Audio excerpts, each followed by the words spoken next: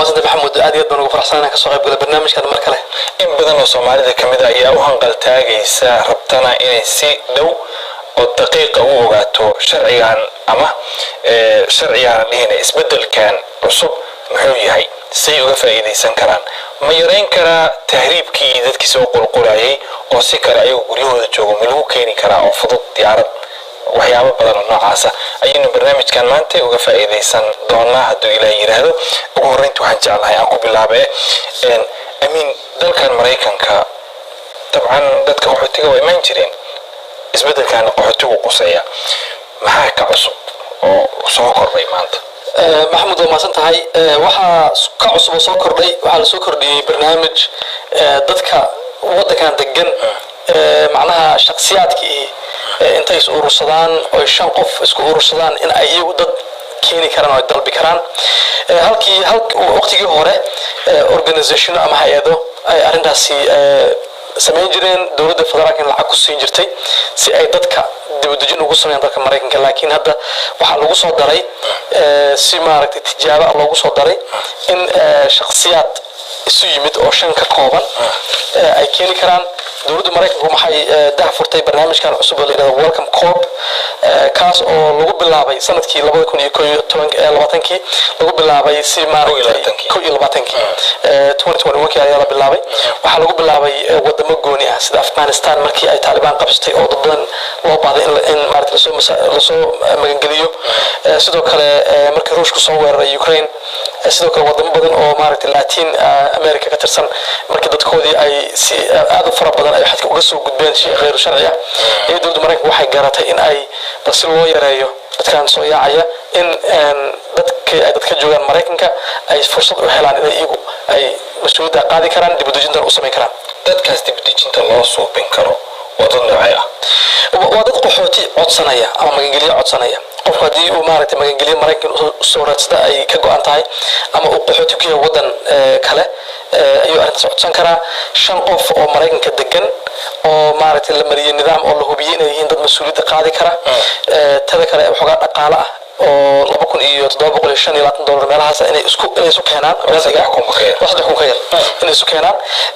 inay maaragtay la yimaadaan qorshihii dadkan ay 90 maalmood u horeysa ay dawladda ugu sameyn lahaayeen haday noqoto guriyeen haday noqoto ilmaha in iskuuladii la geeyo haday noqoto caafimaadka la xiriiriyo haday noqoto shaqo in la raadiyo waa in qofku la yimaado tiimka la yimaadaan qaabkii qofkan ay dawladda ugu sameyn lahaayeen inta kale in laga maharine waxa ay ku tiirsanaan doonaan hay'ad dawladda oo khibrad leh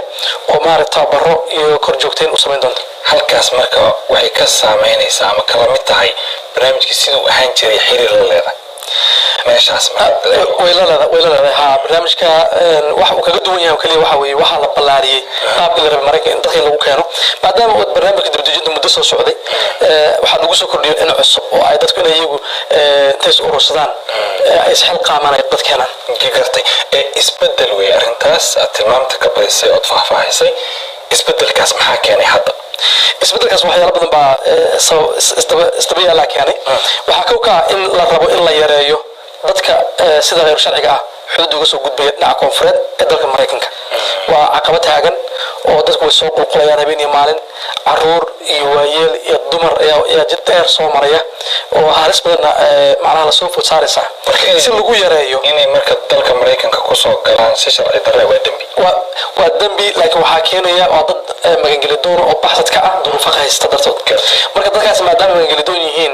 halis badan ayaa ku gadaaman socodka dheer soo galayaan marka si loo fududeeyo ayaa barnaamijkan wax loo sameeyay kamid ah waxa sidoo kale kamid ah barnaamijkii hore maadaama muddo dheer jiray oo in badan uu soo socday in bal isbedel lagu sameeyo wax cusub tijaabo cusub la isku day in la sameyn karo maadaama oo hay'aduhu dadka keeni jireen maybe waxa ka fiican doonta in dadku shakhsiyaadku dadka iyagu keenaan waxa kaloo meesha ka marnayn in barnaamijkii dibadejinta dalka Mareykanka la dhihi karo runtii wuxuu ku dhawaaday inuu dumo gabi ahaanba ama uu baabao markii xukuumadii Donald Trump ay aad u yareysay shaqaale badan kala dirtay caalamka daafis jooga intaana ugu xigsatay pandemic COVID-19 kaasoo gabi ahaanba hakiyay maaragtay laba musiibo isku darsan marka taasi waxay keentay in hadii xukuumadan Biden ay damacdo inay keento shaqaalo iyo dad tababaran oo meelihii la rabay jooga ma ugu yariin marka taasna culays bay keentay marka taas lafteeda waxay ka tahay qayb waxa barnaamijkan cusub iyo tijaabadan loo sameynayo fursadda u noqonaysaa dabcan dadkii hore waxaan ka shaqayn jiray inay soo xidhaytaan oo shaqooyinkoodii qaybo kamid a kusoo noqdaan maadaama xiriir yar u la leeyahay dabcan waa dad waxaas yaqaano oo dee farsamo yaqaano ay noqonayaan waana khibrad bay u leeyihin marka waa laga faa'iidaysan karaa dadkaas sidoo kale dadka sponsoraya maadaama qarash 3,000 ku dhow ay diyaarinayaan mas-uuliyadda ay qaadayaan dowladda laftarkeeda lacago badan ay ku bixin jirtay dib u dejinta bay khaaminaysaa meeshaas lacag baa dowladda lafteeda usoo haraysa haddii dadku ay iskood u keenaan runtii waa run lacag baa u baaqanaysa dowladda gartay maxay tahay marka faa'iidada ugu jirto qaxootiyada caalamka barnaamijkan dadka waxaa jira dad badan oo qaxooti ah oo qaraabadood iyo asxaabtooda ay dib u dejin horey u helaan sida dalka maraykanka ay uga helaan dadkaas waxay u tahay fursad dad badan oo waxaa jira barnaamijkii hore u shaqayn waaye tusaale waxaa jira qoys caruurta qaarkood waaweynaadeen oo 21 dhaafeen oo laga reebay qoyska la soo qaaday oo la yidhi maanta ma tihidin qoys la soo qaadi karo waxaa jira gabar ama wiil qoys ka tirsanaa oo dee dhaleen oo weynaaday oo muddo sugayay oo guursaday oo reer yeeshay oo la yidhi adigu maadaama reer yeelatay reerka lama dhoofi kartid dadkaas waxay mas-uula goonidaada dadkaas oo dhan waxay u noqonaysaa fursad ay waalidkiisa iyo walaalihiisa halkan joogay ay ugu dacwoon karaan kusoo qaadi karaan waxaa kaloo jira dad badan oo saaxiibadood oo og inay maaragtay xariiq qaxooti ku jiraan inay u baahan yihiin fursado noocan oo kale inay helaan oo dib u dejin loo sameeyo dadkaasna iyaguna waxay u tahay fursad inay dadkaasi ay keenaan oo ay u suurtageliyaan inay dalbadaan markaas dabcan dhalinyaro badan oo qaxootiyada joogta rajaa galaysa dad badan dabcan way geli kartaa dee haddii maaragtay inkastoo barnaamijka isku day cusub yahay rajadaas way jirtaa waana wax aad loo soo dhaweynaya runtii markaan barnaamijka saa uga sheekayna in badan oo dad kamid a maskaxdooda waxaa suuragala inay kusoo dhacayso halhaleel goormuu dhaqan galayaan barnaamijka hadda u shaqaynaya laakiin siduu u shaqaynayo marka hore waxaa lagu bilaabay wadamo gooni asaan hore usoo sheegnay haddana waqtigan xaadirka la joogo dowladda ayaa waxay diyaarisay dad ay hadda ka horba soo marisay processkii oo dhan wax keena un u baahan ayaa diyaara in lagu tijaabiyo qaybta hore sanadkan laakiin sanadkan aan ku jirno dhexdiisa waa bisha June ama July meelaha markii la gaaro iyo xukuumaddu waxay sheegaysaa inay u furi doonto dadka caadiga ah in iyagu dad ay iskood u doorteen ay dejin u sameeyaan ha gartay nidaamkii Canada ee la yaqaanay Soomaali badan ay ka faa'iideysteen ee la dhihi jiray group 5ka muxuu uga duwan yahay waxaad moodaa barnaamijkan in looga dayday group 5ka laftiisa meelo badan iska shabahan inkastoo aan group 5ka aan takhasus u lahayn dheeraada laakiin haddana intaan ka maqlay waxaad moodaa inay si isu shabahaan waayo dad deegaan ah ayaa iskaashanaya waxay la imaanayaan qorshe iyo dhaqaale iyo maaragtay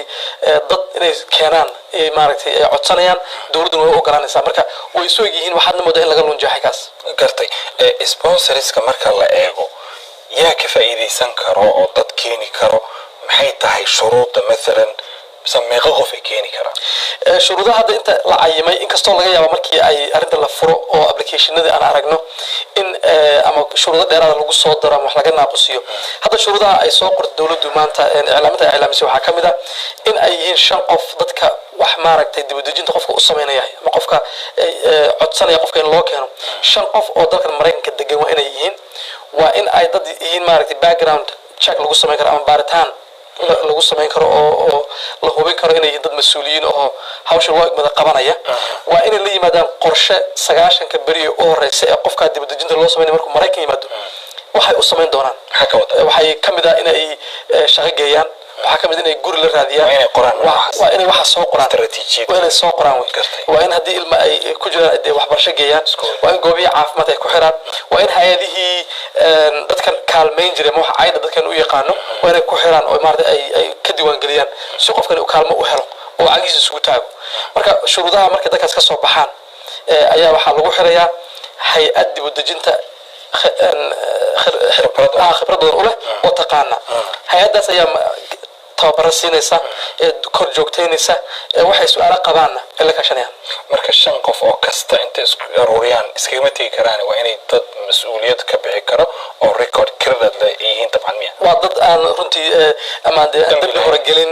ama maaragtay aan deemeysnayn oo kale dad maaragtay loo arki karo inay yihiin dad mas'uuliyad qaadi kara oo macnaha marka la deemeysnayn waa qof waa inuu noqdaa qof معناها responsible ومسؤول إنه يكون كرم دائما سنين مركب مسؤول جليس وقفكي student loan قاطع ما يتاسو كلام والله قالي أسوق تاسو كلام لكن قفكي ذكرك سكو عيارة وأن وحي مارد دين لو يشوف بحنين وكله أما دين كله هنا وكله وحسن شيء تاريخ دين بحن الله عن درات كل بالكريسة ها قف عادي الله أركي إنه يقف عندك بحكي هذا قف كوني مارتي كسوق الميسي ضيعي والميسي ون مسؤوليته قاعد كيرنا وكله وحال ديك عادي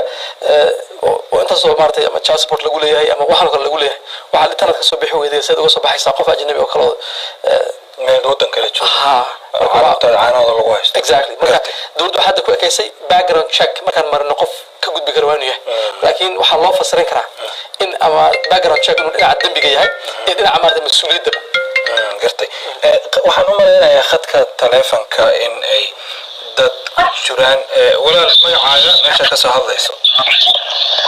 السلام عليكم شباب الدين يا لوير أمين وعد السلام مرحبا وعبد حاشي waxaan ka soo hadlayaa Crystal Manasora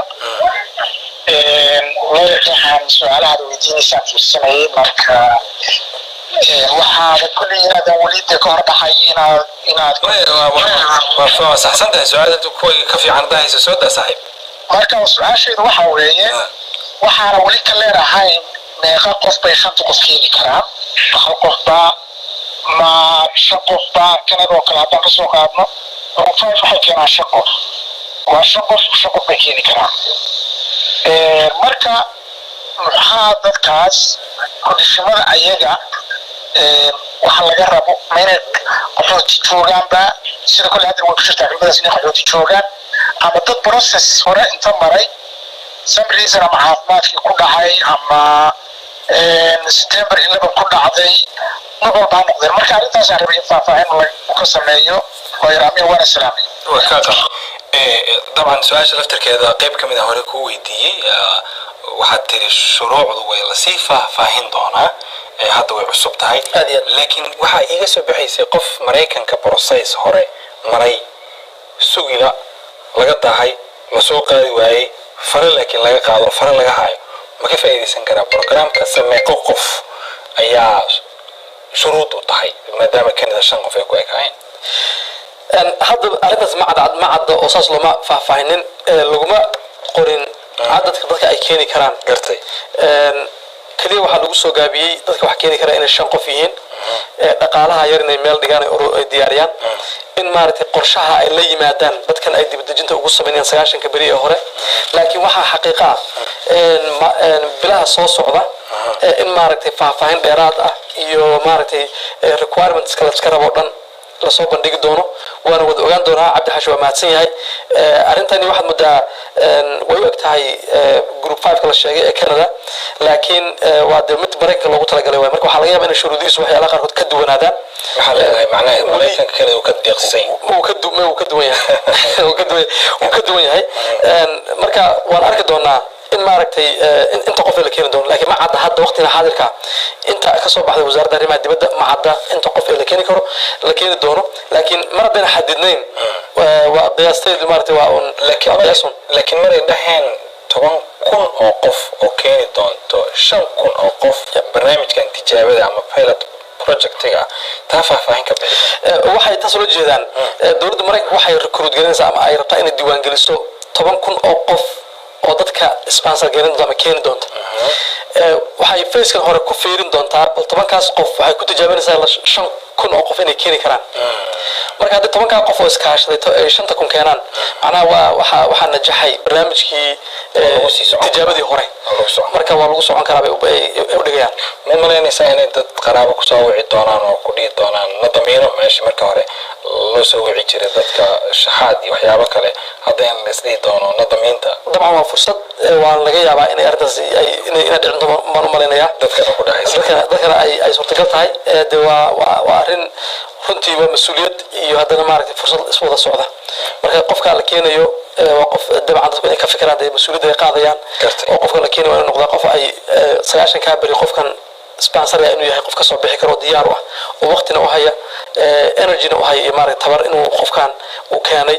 intuu la qabsanay magaalada waan ognahay markii magaalada la soo galay la yimaado wadankan ma sahlana waayo qofka gaari ma yaqaano si loo wato meel laga soo adeegto ma yaqaano waxaas oo dhan wuxuu u baahan yahay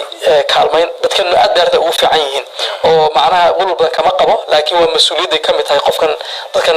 loo igmanayo lagala talin doono laga tababarka lagu siin doono ee laga arrinsan doono marka dad badan waa looga faa'iideyn doonaa barnaamijkan hadduu sii socdo inta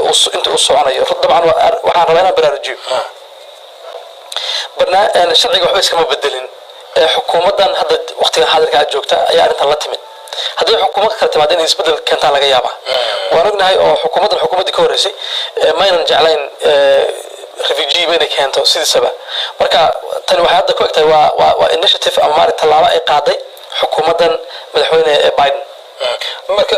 waxaa leedahay Soomaali kaliya uma furna adduunka oo dhan bay u furan tahay laakiin maadaama waqtiga la joojinayo aan la garanayn ay suuragal tahay in la joojiyo cidii ka faa'iideysanaysa hadda si diyaariso طبعا daawadayaal waxaad naga soo wici kartaan taleefanka aad khadka ka aragtaan ama shaashada aad ka aragtaan man ka wada wixii su'aalo ah oo aad weydiinaysaan qareenka intuu fadhiyo si aad uga faa'iideysataan oo weydiisaan dabcan su'aalo badan oo aan dareemayo in ay dadka qalbiyadooda ku jiraan ayaan ku weydiiyay goobta laakiin haddana waxaa laga yaabaa su'aalo kale oo ka sii muhiimsan oo ka fiican oo ka faahfaahsan oo laga faa'iidi karo in adiga qalbiga ku jirto hakanin soo wac khadka taleefanka aad ka aragto si aad afkaaga su'aashaada uga weydiiso ama aad ugu weydiiso adoo mahadsan amiin waan ka hadalnay barnaamijkan in uu qaabkan yahay laakiin ciwaanka kore waxay u bixiyeen welcome corps ciwaankaas waa barnaamij sii jirana waa tiri dad baa kasii shaqayn jiray laakiin in saan loo dhaqangeliyo dadka dhan loo wada sheego oo laga faa'iideysto arrintaas marka muxuu dadka rajo gelinayaa welcometan meesha welcometan horta barnaamijkan waxaa loogu talagalay si maaragtay duruufaha keenay dalka Afghanistan oo dalka Mareykanka uu muddo ka howlgalayay oo ciidamo badan ka joogeen oo dagaal badan ka jiray markii Mareykanku iskaga soo baxay hal mar dad fara badan ayaa waxay u baahdeen in la soo badbaadiyo oo Mareykanka la keeno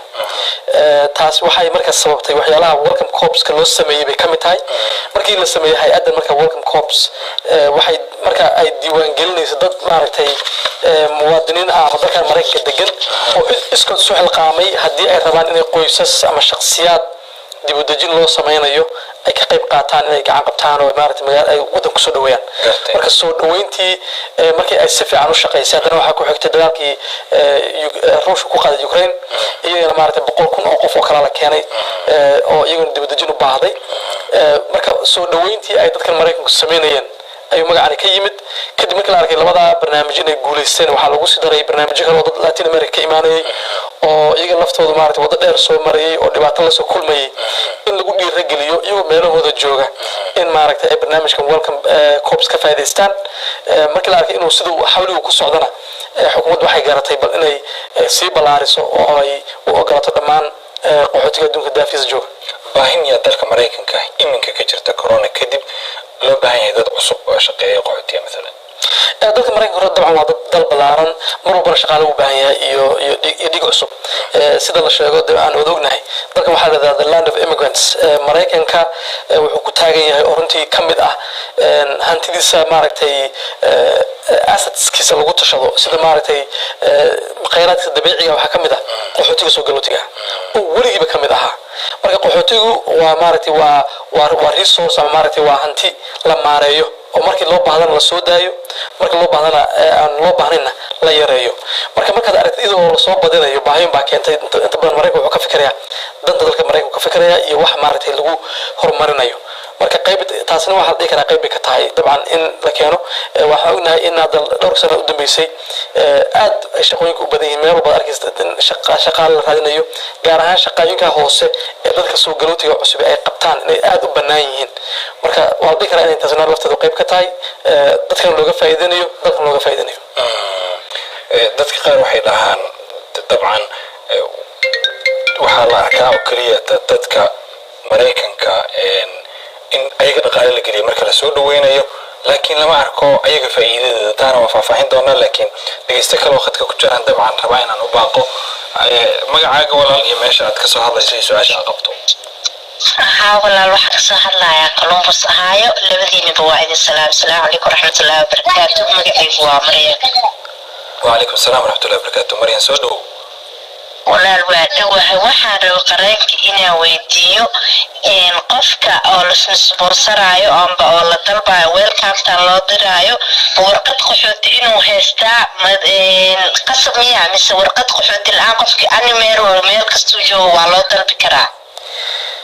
arrimahaas waa arrimo la faahfaahin doono markii barnaamijka si buuxda loo daahfuro weli waa hordhac laakiin waxaan ognahay inuu yahay barnaamijkani refugee resettlement waxaa asal oo sal u ah waa barnaamijkii dib u dejinta qaxootiga marka dadka qaxootiga ah ayuu barnaamijkan gooni ku yahay marka qof waa inuu qaxooti yahay hadduu qofku maaragtay kama dalbi kartid magaalo iska caadi oo nabada isagoo jooga waa inuu qofku qaxooti meel ku yahay okay waa mahadsantahay jazakumullah khayr insha allah waa sugayna faahfaahinada dambo وياك مريم سلامنا. طبعا waxaa kaloo la isweydiin karaa maalmahan dambe dad badan oo waxaa jiray soo tahriibayo oo dalalka ka imaanayo meelo kale oo kala duwan ka imaanayo arrintan maxay ka bedeli kartaa dadka u soo hanqaltaagay inay u soo tahriibaan dalkan Mareykanka waxyaalaha lagu sheegay wasaaradda arrimaha dibadda Mareykanka ku sheegtay inay qayb ka tahay barnaamijka waxa loo sameeyo in halis badan ay soo maraan dadka soo tahriiba wadamo fara badan ay soo gooyaan maaragtay meel khataro iyo maaragtay maadaama ayna sharci wadanin oo aysan wadooyinka saxda soo mari karin ama diyaaradaha soo raaci karin wada dheer oo halis badan oo maaragtay buur iyo bad iyo biyaba leh soo maraan marka halista badan waxay macnaha u halis ugu jiraan runtii waxyaalo fara badan oo ay ka mid tahay human trafficking waxay ka mid tahay in maaragtay dhaxda intii loo galo burcad ay ka faa'iideysato dhibaatayso marka waxaasoo dhan in lagu dhimo ayuu qayb ka yahay barnaamijkani hadduu barnaamijkan shaqeeyo waxaa lagu dhiirigelina dadkaasi in la yareeyo oo laga faa'iideeyo iyagoo meeshooda jooga nabad qaba in ay la siiyo fursad ay ku yimaadaan Mareykanka dad badan baa ku daawanayo qaran Amiin Haruun maxaad dadkaas kula talin lahayd daafaha dunyada ka joogo ee Soomaalida ee ku daawanaya maantay barnaamijkan aan ka soo hadalnay qaabka looga faa'iideysan karo kuwa ka faa'iideysan karo waxa uu yahay rajada ku jirto kulli markaan ka wada hadalnay maxaad is leedahay alla ilaahay waad kula dardaarmi lahayd dadkaas qaran dalka Mareykanka wax badan joogo legally iyo sharci ka soo shaqeeyay what do you think waxaan kula talin lahaa horta in xogtan isha lagu hayo dadkuna maaragtay ay la socdaan faahfaahinta barnaamijka daafurkiisa iyo maaragtay inta uu soo dhammaystirmayo shuruudaha ku xiran dadka in la keeno qofkii ay familkiisu halkan joogaanna arrintaas inuu ku wargeliyo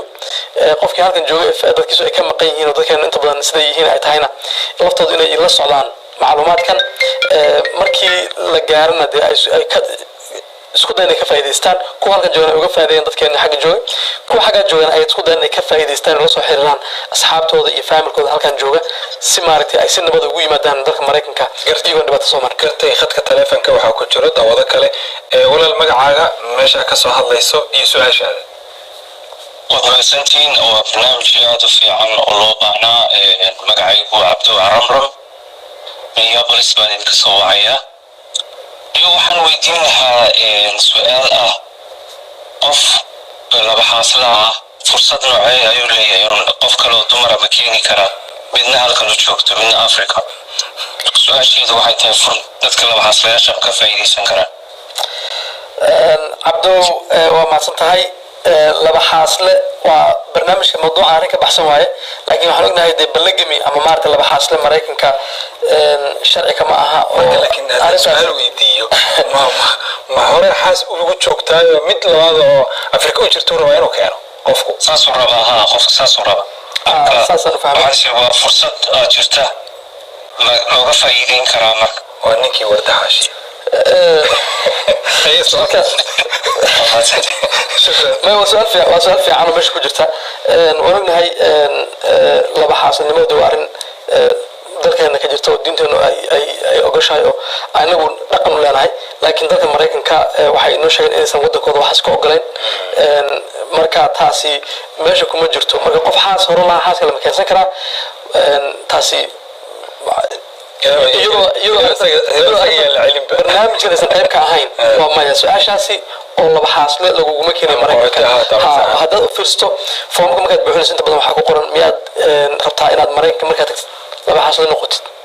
marka maya waa in qofka ku jawaabo haddaad haa tirad halkaasaa lagugu qabsanaya marka maya taas waa su-aashaas oo gaaban waa maya waan ka dubaynaa dhegeystaha labaad ama daawadaha labaad baan rabaa inaan u baaqo walaal magacaaga iyo meesha kasoo hadlayso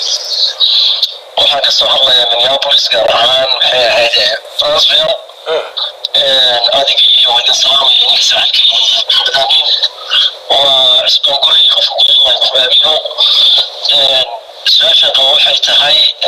ka waran ma keliya waxaa loo baahanya dadka kula dhashay isna dadka ehelka ee qaraabada waa lasoo qaadi karaa maxaa sharaduna waxay tahay barnaamijkani waa kaa qaaday walaa salaanta adigana sidoo kale ku salaamayaa barnaamijkani wuu ka duwan yahay kii hore oo maaragtay dadka yimid ay u dacwo jireen eheladooda qoyskooda laakiin kani waxa waaye kuma koobayo qoys keliya laakiin saaxiibka iyo xataa dadka caadigeedana xataa is aqoonin oo maaragtay si adiga aad kaalmeynaysid baad u samayn kartaa laakiin haddii dabcan qof ganacsi kule meeshaan oo shaqaale badan u baahan ama rabo truck driver ama leh macnaha company truckya oo rabo ilaa iyo 5 qof oo darawalo xoog loo baabuurta wado ma ku keeni karaa shaqaale ahaan markaa maya arrintani waa arrin qaxootiga bas khusaysa runtii dadka la keenay waa dad qaxootiya halka markay yimaadaanna inay kula shaqeynayaan in kala xor bay yihiin marka qofkan hadduu qof ganacsi la yidhaahdo waxaan ka qayb qaadanaya dadkaanaan keeno haddii dadkaasi ay rabaan inay la shaqeeyaan way la shaqeyn karaan hadday yimaadaan oo dee qofkan ganacsadina xor buu u yahay inuu dadkaan kaalmeeyo oo ka qayb qaata imaatinkooda laakiin shuruudi ma noqonayso inay isaga u shaqeynayaan hadday rabaan markay sad maraykan usoo galaan meeshay rabaan bay ka shaqeynayaan meeshay rabaan bayna aadayaan oo wax shuruudi kuma xidhna inay qofkan u shaqeeyaan ama shaqaalnimo ku yimaadaan waxay ku yimideen dibadejin qaxooti marka dad qaxooti meel ku ah in loo fidiyo fursad dibadejin loogu sameeyo gartay marka daawada su-aalo kale ma qabtaa mise waa su-aashayda weli ma dhamaanin jawaabteeda yani waxaan ku yidhi maxaa shuruud maxaa loo baahanya shuruudaha waa cusman waa mahadsan tahay waa run shuruudaha waxaa ka mid a in 5 qof oo halkan degani ay maaragtay isdiiwaangeliyaan 5 qof waa inay yihiin 5 qof oo mas-uuliyadda qaadi kara oo macnaha dowladda maraykanka soo baadhay waa in lacag yar oo aan 3,000 ka yar $2,750 inay ay soo dhigaan ay meel keenaan oo macnaha diiwaangeliyaan waa in maaragtay ay la yimaadaan qorshihii 9 beri u horeysa qofka dibadejinta loo sameeyey ay dibadejinta ugu samayn lahaayeen hadday noqoto shaqageyn hadday noqoto guriyeyn hadday noqoto caafimaadka iyo waxbarasho 9 beri ugu yaraan 9 beri at least 9 beri ka badan haddii qofku kaalmo usii baahan yahay waad si kaalmeynaysaa laakiin qorshaha la imaanayaa waxaa la qiyaasayaa 9 beri qofku markii la gacan qabto inuu maaragtay la qabsan karo nolosha maraykanka Subscribe to my channel.